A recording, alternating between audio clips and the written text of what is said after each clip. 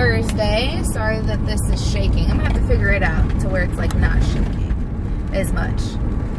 Anyways, so what I wanted to talk about this morning is this question. Are you an inspiration? Are you a person who is naturally optimistic, who is naturally passionate and just inspiring and motivating to other people?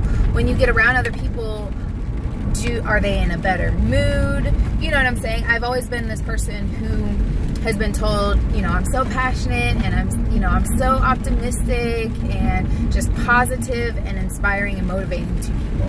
And that's something that's come naturally to me. I'm not saying that I don't have to work at being those things, but it's natural for me to want to inspire and help other people. And something that's been very self-destructive for me in the past is when I try to not do that. Because I've had this belief that in order for me to be inspiring and motivating and encouraging to other people, that I had to, number one, feel that way. I had to always feel positive, and I had to always feel optimistic, and I had to always be happy. And number two, that if I did not feel those things, then I should not be in a place or be in a position to encourage other people, right? Well, if you don't feel encouraged, how you gonna encourage somebody else, right? And so those are two beliefs that I had that I've really had to work through and kind of shatter, okay? Shatter and recognize them and really work through them, because what happened was that I would isolate myself, okay? I would not be feeling very encouraged or optimistic or, you know, motivating or anything like that. I wouldn't feel any of those things. And I would kind of hide out and isolate myself with the belief that I need to get it together, like I said the other day in one of my videos, that I need to get it together before I can be that for somebody else, right? And so I remember like my darkest times in the past, if you want to call them that, have been times where I've isolated myself because I've been hurt or because I wasn't feeling motivated, I wasn't feeling inspired, and so I isolated myself. And because I isolated myself, and I believe that God has given me the gift of like inspiration and motivation and all of that other stuff, in isolation, I became depressed, right? You guys know I have dealt with depression and anxiety like hardcore. And not only was I not feeling, you know, inspired or anything like that in my most depressed times, but I was also staying that way at my own because of myself. I made myself stay in that, thinking that I couldn't do anything valuable while I was that way. Does that make sense? So it was this kind of cycle that I stayed in. And I learned a couple of years ago that depression is really rage without enthusiasm. Okay? Depression is rage without enthusiasm. Meaning that when you're depressed, if you guys have been depressed, let me know. Do you deal with depression? Do you deal with anxiety? Let me know. But if you've been depressed, then you know what I'm talking about. You are pissed off. You are pissed off. You are mad. You are hurt. You're sad. Like all of these things, whenever you're depressed, that's what you're feeling. Okay? So much so, but you don't have the enthusiasm to do anything different. You don't have the enthusiasm to change the way you're feeling, right? And so you get in this depressed state where you just want to be in bed all day, or you are just super sad and there's nothing that you can do to pick yourself up. And so you just kind of isolate yourself and you stay this way.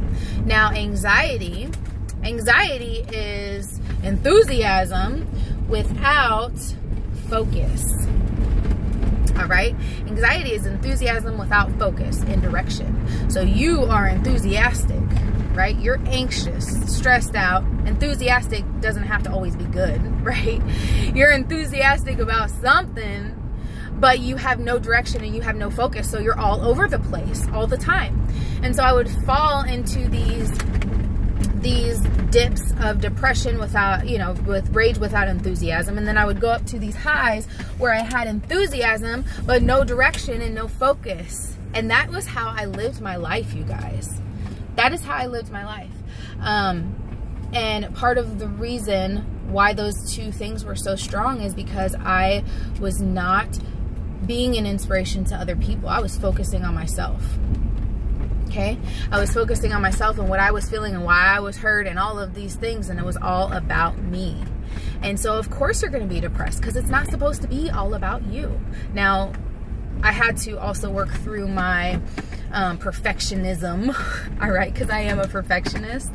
I do want to make people happy. I am a perfectionist. I am a go-getter. I'm very ambitious, and I also get bored very easy. If I'm in a position or in a situation where it's not challenging enough, and there's no forward motion, then I get bored.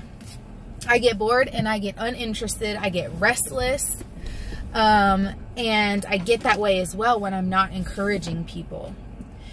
And so today I want you to think about, if you are a person who is naturally inspiring, who's naturally optimistic, but you have found yourself in this rut of being depressed, of just being very restless, and you're not sure why that's happening to you, I encourage you to, how many people are you inspiring a day?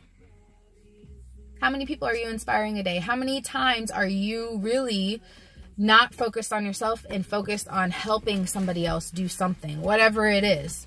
All right. I don't care whatever it is. I just have to be encouraging and motivating to other people. And if I, at any time, if I kind of pull back and I find myself not doing that, then I also find myself in this state where I'm depressed and anxious and unhappy and restless and all of that other stuff. And so I've had to really learn that it's one of my gifts. No, you don't have to be perfect at it. No, you don't have to have it all together. But it's something that God has, you know, put inside me to be an optimistic and passionate person. And instead of trying to hold that back, you got to find an outlet for that. All right. You got to let that thing go. And you got to be able to be secure in your self enough to say, hey, I'm not perfect. I don't have it all together. Maybe I'm not feeling enthusiastic right now, but as I encourage other people and as I inspire and motivate and do things for other people, that's where I find my encouragement. That's when I find my inspiration. And so a lot of people ask me, the number one thing I get asked is, how do you stay inspired? How do you stay motivated? You're always so happy. You're always so passionate. I do that by helping other people.